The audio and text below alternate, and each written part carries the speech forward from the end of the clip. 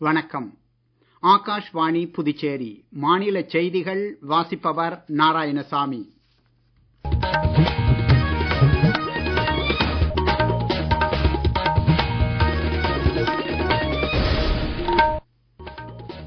தலைப்புச் செய்திகள்.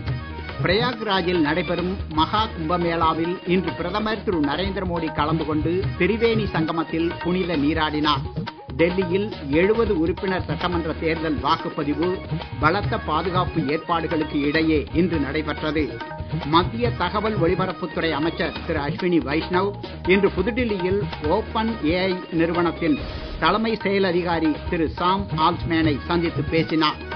புதிதாக கண்டுபிடிக்கப்படும் மருத்துவ தொழில்நுட்பங்கள் சாதாரண மக்களுக்கும் ஏற்றதாக அமைதல் அவசியம் என்று புதுச்சேரி துணைநிலை ஆளுநர் திரு கைலாஷ்நாதன் கூறியுள்ளார். இனி விரிவான செய்திகள். பிரயாக்ராஜில் நடைபெறும் மகா கும்பமேளாவில் இன்று பிரதமர் திரு நரேந்திர மோடி கலந்து கொண்டு திரிவேணி சங்கமத்தில் புனித நீராடினார். சங்கம குளியல் தெய்வீகத்துடன் தொடர்பு கொள்ளும் தருணம் என்றும் மகா கும்பமேளாவில் பங்கேற்கும் பல கோடி பக்தர்களைப் போலவே தாமும் தெய்வீக உணர்வால் நிறைக்கப்பட்டுள்ளதாகவும் சமூக ஊடக பதிவில் அவர் கூறியுள்ளார். நாட்டு மக்கள் அனைவருக்கும் அமைதி, விவேகம், ஆரோக்கியம் மற்றும் நல்லிணக்கத்தை கங்கா மாதா அருளட்டும் என தாம் வேண்டுவதாகவும் அவர் தெரிவித்துள்ளார்.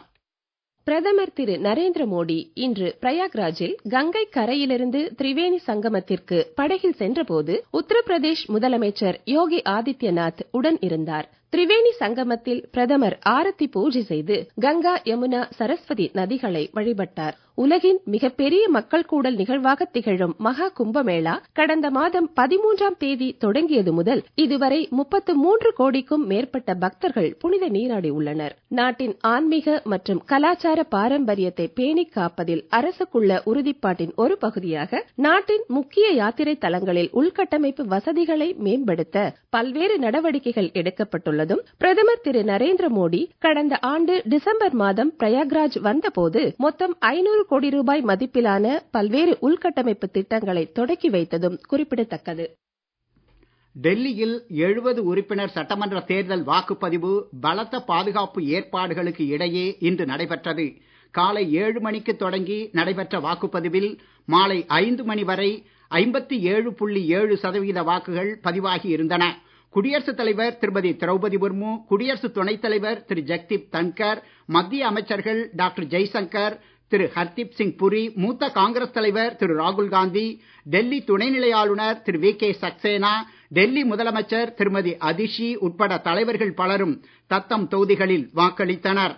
குடியரசு துணைத் தலைவர் திரு ஜெக்தீப் தன்கர் நார்த் அவென்யூ தொகுதியில் உள்ள வாக்குச்சாவடி ஒன்றில் வாக்களித்த பின்னர் செய்தியாளர்களிடம் பேசுகையில், ஜனநாயகத்தின் ஆக்சிஜனே வாக்குரிமைதான் என்றும் எல்லா உரிமைகளுக்கும் அடிப்படையான வாக்குரிமையை விட பெரிய உரிமை வேறு எதுவும் இல்லை என்று கூறினார்.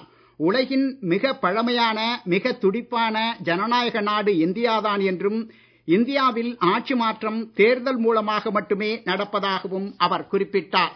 டெல்லி சட்டமன்ற தேர்தலுடன் சேர்த்து உத்தரப்பிரதேசத்தின் மில்கிபூர் சட்டமன்ற தொகுதி மற்றும் தமிழகத்தின் ஈரோடு கிழக்கு சட்டமன்ற தொகுதியிலும் இடைத்தேர்தல் வாக்குப்பதிவு இன்று நடைபெற்றது. இறுதி வாக்குப்பதிவு சதவீதம் பற்றிய விவரங்கள் எதிர்பார்க்கப்படுகின்றன. மத்திய உள்துறை அமைச்சர் திரு அமித்ஷா ஜம்மு காஷ்மீர் பாதுகாப்பு நிலவரங்கள் குறித்து புதுடில்லியில் இன்று 2வது நாளாகவும் அதிகாரிகளுடன் மறு ஆய்வுக் கூட்டம் நடத்தினார். பிரதமர் திரு நரேந்திர மோடி தலைமையிலான அரசின் ஒருங்கிணைந்த முயற்சிகள் காரணமாக ஜம்மு காஷ்மீரில் தீவிரவாத சூழல் பலவீனம் அடைந்துள்ள போதிலும் பாதுகாப்பு ஏஜென்சிகள் தீவிரவாதிகளுக்கு எதிரான போராட்டத்தை மேலும் வலுப்படுத்தி ஊடுருவலை முற்றிலுமாக தடுக்க வேண்டும் என அவர் அறிவுறுத்தினார். போதை மருந்து கடத்தல் மூலமாக தீவிரவாதிகளுக்கு பணம் திரட்டப்படுவதை கடுமையாக தடுக்க வேண்டியது அவசியம் என்றும் உள்துறை அமைச்சர் வலியுறுத்தினார். மத்திய தகவல் ஒலிபரப்புத்துறை அமைச்சர் திரு அஸ்வினி வைஷ்ணவ் இன்று புதுடில்லியில் ஓபன் ஏஐ நிறுவனத்தின் தலைமை செயல் அதிகாரி திரு சாம் ஆல்ட்மேனை சந்தித்தார். செயற்கை நுண்ணறிவு தொழில்நுட்பத்தின் எல்லா அம்சங்களையும் உருவாக்குவதற்கான உத்திகள் குறித்து திரு ஆல்ட்மேனுடன் அருமையான விவாதங்களை நடத்தியதாக அவர் தெரிவித்தார். தொழில்நுட்பத்தை ஜனநாயகப்படுத்துவதில் பிரதமர் திரு நரேந்திர மோடி தங்களை வழிநடத்துவதாகவும் பிரதமரின் தொலைநோக்கு பார்வையை திரு ஆல்ட்மேன் பாராட்டியதாகவும் அமைச்சர் கூறினார். நீங்கள் கேட்டுக்கொண்டிருப்பது மாநில செய்திகள். ஆகாஷ்வாணி செய்திகளை நேயர்கள் உடனுக்குடன் தெரிந்து கொள்ள எமது புதுச்சேரி மண்டல செய்திப் பிரிவின் சமூக ஊடகங்களான @airnews_புதுவை என்ற எக்ஸ் பக்கத்தையும், all India radio news Puducherry என்ற Facebook பக்கத்தையும், @RNU புதுச்சேரி என்ற யூடியூப் சேனலையும் அணுகலாம். எமது டெல்லி ஆகாஷ்வாணி செய்திப் பிரிவின் NST சமூக ஊடகங்களான @airnews_alerts என்ற எக்ஸ் பக்கத்தையும், ஆல் இண்டியா ரேடியோ நியூஸ் என்ற Facebook பக்கத்தையும், Airnews Alerts என்ற இன்ஸ்டாகிராம் தளத்தையும், news on air official YouTube சேனலையும், நியூஸ் ஆன் ஏர் செயலி மற்றும் இணையதளத்தையும் அணுகலாம். புது புது நோய்களால் பல சவால்களை எதிர்கொள்ளும் இன்றைய உலகில் புதிய மருந்துகளும் மருத்துவ தொழில்நுட்பங்களும் சாதாரண மக்களுக்கு ஏற்றதாக அமைதல் அவசியம் என்று புதுச்சேரி துணைநிலை ஆளுநர் திரு கைலாஷ்நாதன் கூறியுள்ளார். இதை கருத்தில் கொண்டே குறைந்த செலவில் மருத்துவ சேவைகள் அனைவருக்கும் கிடைப்பதை உறுதிப்படுத்தும் வகையிலான ஆயுஷ்மான் பாரத் போன்ற திட்டங்களை பிரதமர் திரு நரேந்திர மோடி செயல்படுத்தி வருவதாக அவர் தெரிவித்துள்ளார். இன்று மகாத்மா காந்தி மருத்துவக் கல்லூரியில் இங்கிலாந்து நாட்டின் லீட்ஸ் பல்கலைக்கழகத்துடன் இணைந்து ஏற்பாடு செய்யப்பட்டுள்ள 3வது சர்வதேச சுகாதாரம் மற்றும் ஆராய்ச்சி மாநாட்டை தொடக்கி வைத்து பேசுகையில் அவர் இதை தெரிவித்தார். முழுமையான உடல்நல பரிசோதனையை கிராமப்புறங்களுக்கும் எடுத்துச் செல்ல கூடுதல் முயற்சிகள் தேவைப்படுவதாக துணைநிலை ஆளுநர் கூறினார். புதுச்சேரியில் 9 மருத்துவக் கல்லூரிகள் இருப்பதால் நாட்டின் முக்கிய மருத்துவ மையமாக புதுச்சேரியை மேம்படுத்த முடியும் என்றும் அவர் கூறினார். வரவிருக்கும் நிதியாண்டிற்கான மத்திய பட்ஜெட்டில் தேசிய இயற்கை வேளாண்மை இயக்கத்திற்கான நிதி ஒதுக்கீடு 516 கோடி ரூபாயாக உயர்த்தப்பட்டுள்ளது. இயற்கை விவசாயத்தை ஊக்குவித்து விவசாயிகள் செயற்கை உரங்களை சார்ந்திருக்கும் நிலையை மாற்றும் நோக்கத்திலான இந்த இயக்கம் கடந்த ஆண்டு நவம்பர் மாதம் தேசிய அளவில் தொடக்கப்பட்டது. புதுச்சேரியிலும் விவசாயிகள் பலர் இயற்கை வேளாண்மைக்கு மாறி வருகின்றனர். 2012ஆம் ஆண்டிலிருந்தே இயற்கை விவசாயத்தில் தாம் ஈடுபட்டு வருவதாக கரிக்கலாம்பாக்கத்தைச் சேர்ந்த பெண் விவசாயி பாக்யவதி எமது செய்தியாளர்களிடம் பேசுகையில் தெரிவித்தார். அவர் மேலும் கூறுகையில், ஃபர்ஸ்ட் நெல் போட்டோம். அதுல ஜீரக சம்பா, மாப்பிள சம்பா, கருப்பு கவுனி அது மாதிரி பயிரிட்டு வந்தோம். இதை தான் இடணும்னு சொல்லிட்டு கிடையாது. இயற்கை விவசாயத்துல எல்லா பயிருமே இடலாம். நாங்க விதையும் உற்பத்தி பண்றோம். ட்ரைனிங் KVKல கொடுத்தாங்க. விவசாய துறையிலும் ட்ரைனிங் கொடுத்தாங்க. அது மட்டும் இல்லாத நாங்க ஹைதராபாத், தஞ்சாவூர் இதெல்லாம் போயிட்டு ட்ரைனிங் எடுத்துன்னு வந்தோம். அந்தமானுக்கு போயிட்டு இயற்கை விவசாயம் எப்படி இருக்குன்னு சொல்லிட்டு அந்த இயற்கை விவசாயத்தை நாம எப்படி செய்யலாம்ன்றது அதையும் போயிட்டு பார்த்துன்னு இப்ப இங்க இயற்கை விவசாயம் செஞ்சுன்னு இருக்கோம். பாண்டிச்சேரி அரியாங்குப்பம் பெண்கள் உணவு உற்பத்தியாளர்கள் நிறுவனம் ஒன்னு ஆரம்பிச்சிடும்.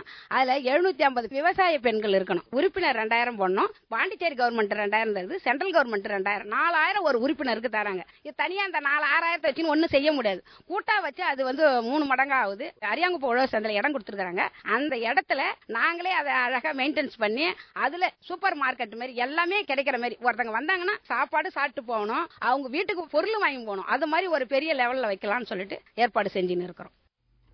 பாகூரில் அண்மையில் வன்கொடுமை காரணமாக உயிரிழந்த முத்து என்பவரின் குடும்பத்திற்கு ஆதிதிராவிடர் மற்றும் பழங்குடியினர் நலத்துறை மூலமான 4,42,500 ரூபாய் நிதி உதவியை இன்று முதலமைச்சர் திரு ரங்கசாமி உயிரிழந்த நபரின் மனைவியிடம் வழங்கினார்.